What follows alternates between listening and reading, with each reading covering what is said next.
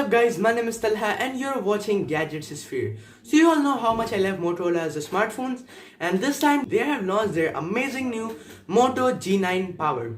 This is actually a pretty good smartphone. Motorola's new launch Moto G9 Power has two main key highlighting features, and number one of that is its fact that it has a 6000 mAh gigantic battery. So yeah, you heard it right, the battery is pretty damn big and this is gonna give you a so good battery backup.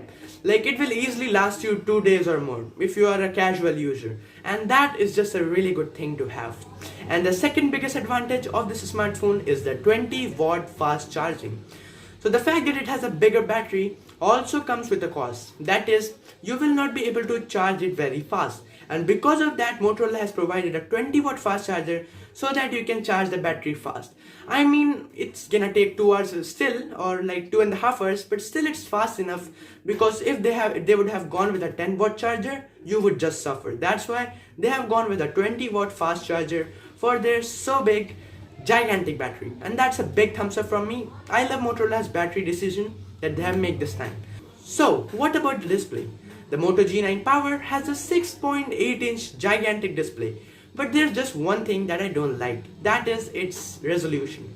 It's a 720p display. So as we all know, higher the resolution, more sharp the display is, and it's more beautiful to look at. But it also depends upon how big the screen is. If you're rocking a 4K display on 7-inch device, you won't be able to notice a lot of difference from 1080p to 4K in a 7-inch device. But if you're rocking a 720p display on a 7 or 6.8-inch device, it's actually pretty noticeable, because you will be easily able to identify individual pixels, and that's what I don't like. We all know that 1080p is now the standard. Even smartphones launching under 10,000 rupees also has that 1080p display. So this one is a big no from me. It's a big no from me. I don't like the 720p display. But there's one good news for you guys, that is, those who are looking for a good battery backup phone, this might be the best one for you. Because the fact it has a 720p display plus a 6000 mAh battery is gonna last so long. So the battery life also depends upon one thing, that is the processor. And in this smartphone, it has a Snapdragon 662. The Snapdragon 662 is not the most powerful processor out there, but under the price of 12,000 rupees, I think it's worth it. Like, it can easily compare to the Moto One Action, the smartphone I have, but there's no major improvement in that. So yeah, now that's pretty much it. Now let me tell you the best part of that smartphone, the best part of the Moto G9 Power, and that is its cameras. It has a great sensor. I mean, the main camera is the highlight. It is a 64 megapixel main sensor, which I love it, bro, because the fact that it has a 64 megapixel sensor means it is a big sensor. And the bigger the sensor, the more light will come into the image. It means that your image will be well exposed, will have good dynamic range, I mean great dynamic range, and also good quality of background blur, like natural bokeh, that's what we call. So yeah, if you have the bigger the sensor, the better the image is. Holds up true in budget smartphones usually. Like, why don't you wonder that why is Apple using a 12 megapixel sensor even in the iPhone 12 Pro Max or even the iPhone 12 Pro? The reason is because the software is also very well optimized, and they know that how to control the exposure and everything, and that's where Motorola isn't that good. I mean, yeah, the camera software of Motorola's smartphones are not that good, but you should be happy about it, because you can easily install a Gcam and just it would be great, because yeah, it's running a Snapdragon processor.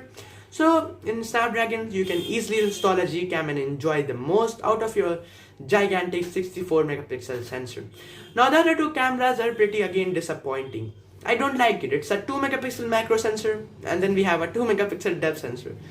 Like, man, who on earth actually uses a macro camera in 2020? I don't know. I just don't know. So yeah, it isn't worth it. But yeah, I think one suggestion I should give to Motorola is they should have provided an ultra wide angle camera, because that in itself would just make a good deal of sale for themselves. Because yeah, the ultra wide angle camera is a big selling point, but the macro one isn't, because people know that it's of no use, and 2 megapixel macro shots aren't gonna be any clear. So yeah, if you want to take macros, just take from your normal camera and crop in later. That's also going to be sharp, than your 2 megapixel macro shots that you are going to take. If they have provided a 5 megapixel macro camera, that would be really good. But this 2 megapixel, I don't think so it will work. If you are someone who does a lot of online classes and want to take lots of selfies and obviously do vlogging, then this smartphone won't disappoint you. It has a 16 megapixel front camera, which is pretty dope. You can take some good selfies are sharp, and I like it. Now the most important part of this smartphone is its software. It's like the biggest point of it. Even though the battery is good, the charging is good, but the software just is a big plus point from itself. Because of the fact it runs stock Android with the Android 10 is just really good. And I'm like 100% sure Motorola is gonna provide you Android 11 as soon as possible. So that's also a big thumbs up from me. So that's pretty much it with the Moto G9 Pro, but how will it compares to the Moto One Action? That is like the real question. So Moto One Action, my friends, has a great display. To be honest, I'm telling you what I think. It has a 1080p display. The display is 6.3 inch, but it's so good. I mean, it's a lot better than the Moto G9 Power. That's what I think. It's my opinion. What do you guys think? Tell me in the comments. But these are just my opinions and my thoughts. Now coming towards the processor, the Moto One Action is still very good. Like, it still holds up. It's running on Exynos 9609, which is a lot similar to the Snapdragon 662. So if you are upgrading your Moto One Action to this smartphone in performance, you just won't get any gain. There's just one gain, that is you can use Gcam in the new smartphone, and that's pretty much it. In terms of the battery, obviously it's a very big win for the G9 Pro, G9 Power, because it has a gigantic battery.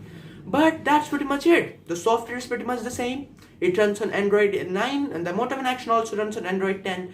This guy also runs on Android 10, so it's pretty much the same. And yeah, the fact that it has a better camera, the G9 Pro.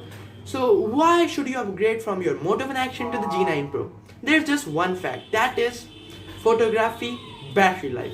That's pretty much it. The fact that it has a 64 megapixel sensor takes up over the Moto One Action, and the fact that it has a 6000 mAh battery also gives it a very big plus point. But that's pretty much it. If you're looking for good performance or like for better higher refresh rate displays, this is not the phone for you. So that's all my review. That's my honest review of the Moto G9 Pro and also the comparison with the Moto One Action. Hope you like it, and if you do, make sure you subscribe my channel, smash the like button, and that's pretty much it. Hope you like it. Catch you in the next one. Peace out.